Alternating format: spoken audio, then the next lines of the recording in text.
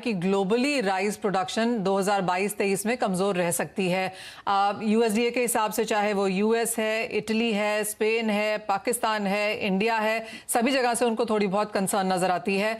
आप कैसे देखते हैं फर्स्ट ऑफ ऑल ग्लोबल उत्पादन और जिस तरह की चिंताएं हैं, आपको लगता है भारत क्योंकि हम सबसे बड़े एक्सपोर्टर हैं, हमारे लिए ये बेनिफिशियरी रह सकता है?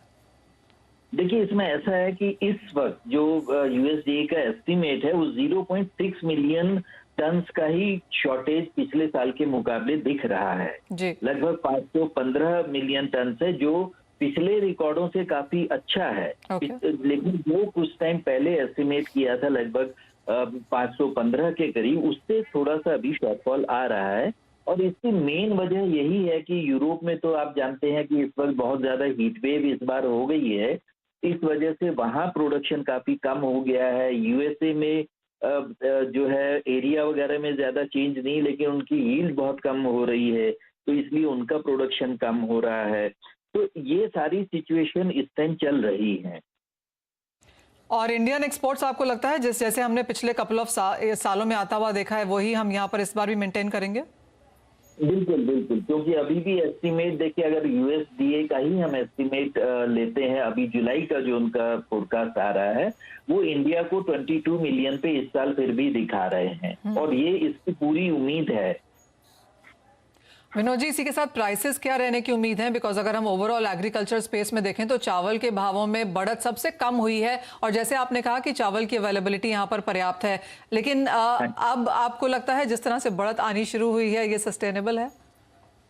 देखिए, इस टाइम ऐसा है कि अगर आप एक्सपोर्ट ट्रेड की बात करते हैं तो इंडिया की प्राइसेस अभी भी बहुत ज्यादा फ्लक्चुएट नहीं हुई है। जैसे वियतनाम की बढ़ी है और जगह बढ़ी है, उनके रीजंस भी थोड़ा डिफरेंट रहे हैं। जैसे वियतनाम कह रहा है कि उनके यहाँ से फ्रेट चार्जेस इतने ज्यादा हो गए हैं कि इसलिए वो इम्पैक्ट कर रहा है। लेकिन इंडिया की जो प्राइसेस है वो लगभग स्टेबिलिटी की स्टेज पे है।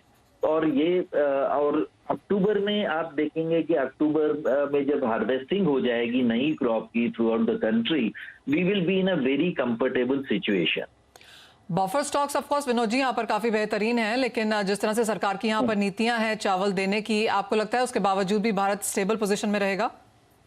हाँ जी, देखिए, आपने सुना होगा कि गवर्नमेंट ने अभी जो ये फ्री चावल जो 80 करोड़ लोगों को दिया जा रहा था, वो भी 30 सितंबर तक ही एक्सटेंड किया है। और ये माना जा रहा है कि शायद उसको अब जो है डिस्पोज ऑफ किया जाएगा, मतलब आगे उसका एक्सटेंशन शायद ना हो। अगर वो नहीं होता है तो नेचुरली जो हमारे यहाँ अवेलेबिलिटी भी बढ़ जाएगी। बफर स्टॉक्स तो कोई खराब सिचुएशन में इस टाइम भी नहीं है, और अच्छा प्रोडक्शन होगा, अच्छी हमारे पास स्टॉक्स होंगी, और एक्सपोर्ट उस वजह से जो है मैं उसमें कोई बहुत ज्यादा जो है नेगेटिव ट्रेंड नहीं देख रहा हूँ इस टाइम। जी, बहुत शुक्रिया साथ जुड़ने के लिए। तो वो चावल पर पूरा